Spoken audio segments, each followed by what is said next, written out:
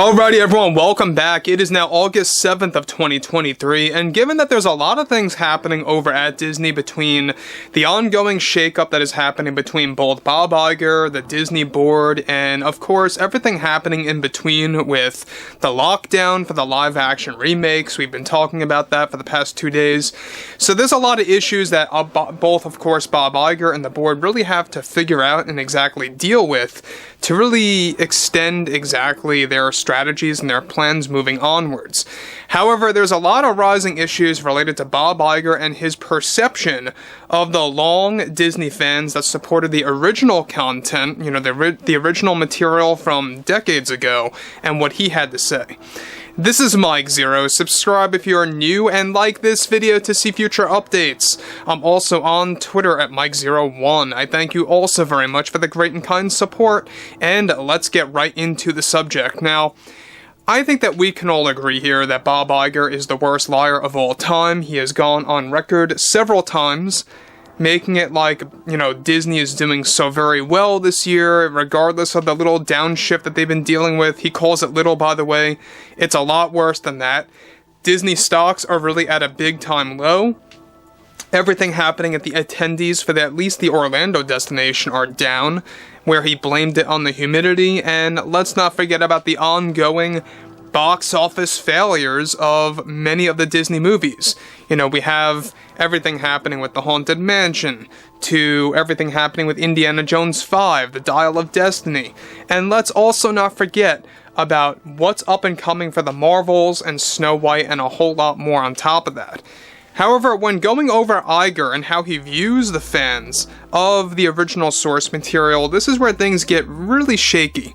Now, with Bob Iger and the board endlessly trying to save their live-action remakes, as all of them have been put into a temporary lockdown to rethink their strategy, Bob Iger recently delivered the following and essentially insulted fans of everything Disney with the original films. Now, Bob Iger delivered the following. I think the ongoing problem we are dealing with right now is how there are so many fans out there of our original Disney content and source material that believe that we are starting or engaging in a culture war, and they are the ones that are creating endless vicious cycles for our business. I don't believe that we are really dealing with fans here that ever really supported our brand or what messages the original films really delivered, but I don't view those criticizing us as supporters or even loyals to the brand that we have built for 100 years now.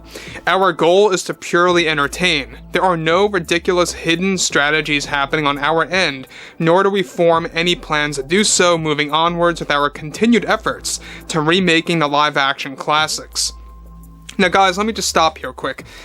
Now, he has said this before in the past about how they don't engage in any kind of culture wars or anything like that, which is an obvious lie. We all know that their agendas are ongoing, it keeps on happening, and it's going to continue to happen as long as you have the board members and as long as you have the top shareholders like BlackRock and Vanguard at the helm. The problems are just going to persist. It's going to keep on happening and getting worse and worse.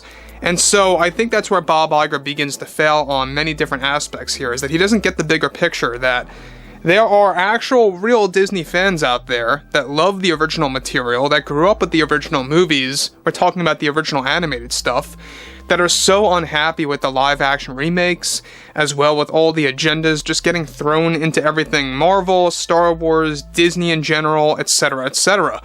And he's so naive and clueless to say that he believes that those that are creating these arguments are the ones to blame, that these are not so-called fans, nor are they supporters or loyals to the Disney brand, and are creating these quote-unquote vicious cycles for the Disney brand, and basically putting the fans on full blast and blaming them as the source of Disney's issues, where really, the main issue at hand here is exactly what Bob Iger is allowing, what the board is allowing, and more importantly, at the very root of the problem, Vanguard and BlackRock really funding all of these problematic situations. So we know that Bob Iger, I always say this, he's the worst Disney CEO of all time, outperforming Bob Chapek. He easily dethroned him, I believe, as the worst CEO. But it doesn't stop there. He goes on to continue by, of course, delivering the following more to the long supposed Disney fans. For those that have a problem with how we are handling our business, really have no reason to follow our journey with this ever-evolving business. I will say it again, we do not engage in any culture wars. We have no ulterior motive here with our films that are being labeled as deceptive. That's not the case. That's not what we are all about, and it's a common misplaced way of thinking when we change iterations of beloved characters on the big screen. I think fans are confusing our efforts with how we are just exploring different iterations of long-beloved characters to create something original and new, and many take that the wrong way. We are very dedicated to not ending our plans with our live-action remakes and how we make them, but we are thinking everything over right now and how to handle specific layouts for our upcoming film slate that we will be announcing later this year to our customers. Now, here's the problem. Now, we know that there's an ongoing lockdown happening over at Disney. We discussed this before. All of the live-action remakes, the strategies are getting pretty much, thought over again. The shareholders, the top ones, of course, not a big surprise there.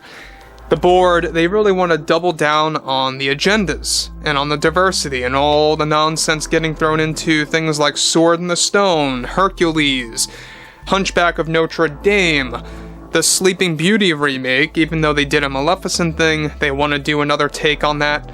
And it doesn't stop there. They want to do something different with Lilo and Stitch and Moana. It just keeps going on and on and on.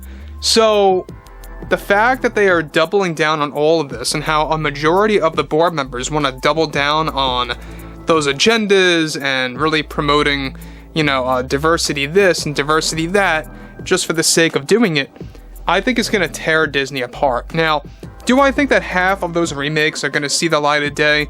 I don't believe so. In fact, I'm beginning to question, are we even going to have a Disney as we know it by 2025? I also don't believe so.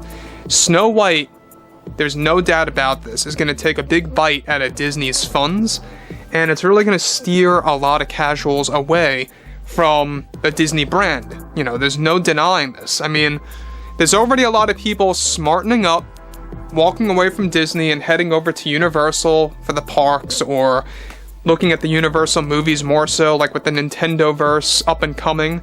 That's what they're really looking forward to. And we already know that Universal is gearing up to creating their own princesses. Like how Disney has their own princesses. They want to do that with the upcoming Nintendo-verse, and Princess Peach being one of them. So they have a big rival on their hands with the parks, with the movies, and everything that Universal is pushing forward with. It's not just the parks and the movies, though. It's also going to eventually blossom into television. We're going to talk about that a little bit later this week. But overall, guys, I would absolutely love to hear your take, about everything that Bob Iger is pushing out there. And if you guys did enjoy the content for today, make sure to drop a thumbs up on this video to support the channel, and I will catch you guys next time. Gun